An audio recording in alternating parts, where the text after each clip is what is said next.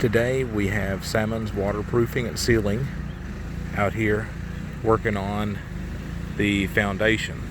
They are putting in a French drain and they are sealing the block at the first and second block levels.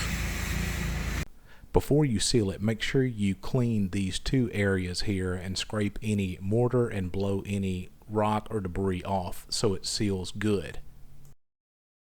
When they first got here, they mixed up some concrete and went around. You can see these splotches and things that they did on the blocks here.